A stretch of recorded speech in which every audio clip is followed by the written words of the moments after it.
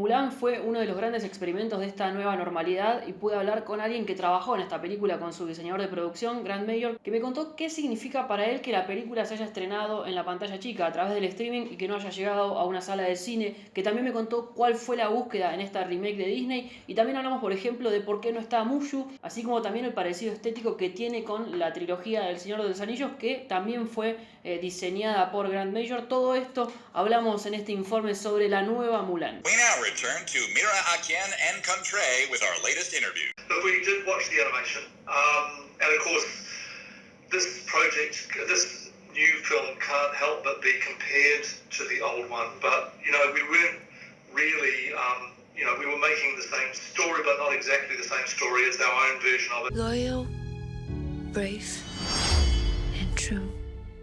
It is my duty to protect my family.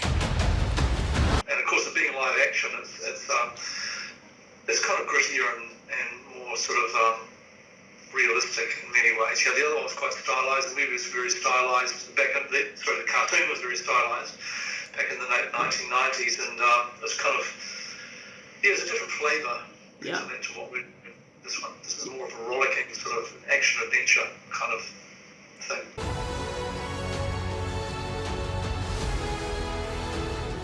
Chinese story. It's based on the Tang dynasty, although not ostensibly so. It pays reference to Tang dynasty. They didn't want to make it into something specifically period accurate, you know. We are under attack from northern invaders.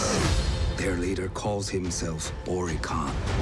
Just going back to your note about the tribes first, we had to be non-specific with the tribes as well. So they're not a historic kind of cultural group, like an accurate one. It's just like a version of something that may have been around at that time. So, and likewise, in terms of the cities and the emperor and those sorts of things, they didn't want to be absolutely definitive with that. They wanted to keep it sort of open-ended.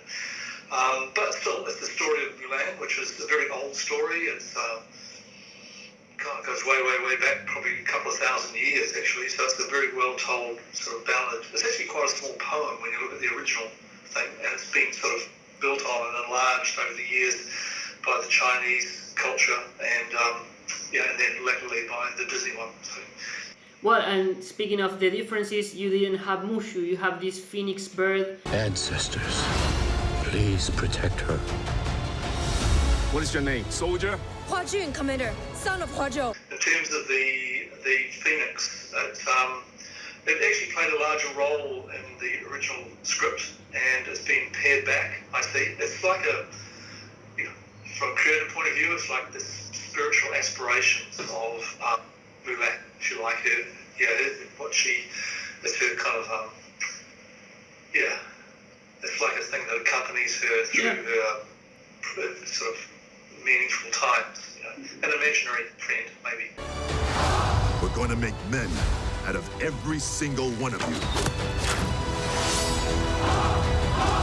Of course, this is a less bloody movie than Lord of the Rings because it's for children and for family. But do you see any resemblance between the two projects? Well, look, from a production design point of view, making the world within which the drama takes place, they're equally big. And of course, Lord of the Rings was Middle Earth and things like that as a fantasy realm, even though it's based on, you could say, on a notional sort of European history or histories and the sort of geopolitics of Lord of the Rings at the time. This is like the Chinese version of that. I'm not saying it's a direct relationship to Lord of the Rings because this is like it was quoting a sort of a time frame, and it was of a place that actually exists. So that's hence our sort of scouting to China to try and come to terms with what the Chinese would expect to see in their sort of movie, and. So it's sort of a different, I've been a little bit typecast in a way, and having done Lord of the Rings, now I get to do these fabulous big sort of highly produced visual sort of stories, so it's really good from that score. this big visual, action-packed world. We must be strong. This time he will not return. Disney does have a sort of a style to it when you look at their work as a package, very family-friendly. Yeah. Sort of not so confronting. It doesn't just wrestle with kind of controversial issues of the day and things like that. It's really just this colourful, family-friendly, peppy kind of up stories. So, that's an underlying thing. We're not making a documentary, we're not making something down and dirty and sort of, violent or anything like that. It's action adventure. So Niki, the director, was always very keen on a kind of a heightened colour palette. I'm Mulan. I will bring honor to us all. What do you think that we are missing because we are seeing the movie in our houses and not in a cinema? Yeah, well look, it was absolutely made for the big screen. Big sets and big environments, big locations, and all that detail, the beautiful detail that Bina did on the costumes and the makeup was, really so carefully done.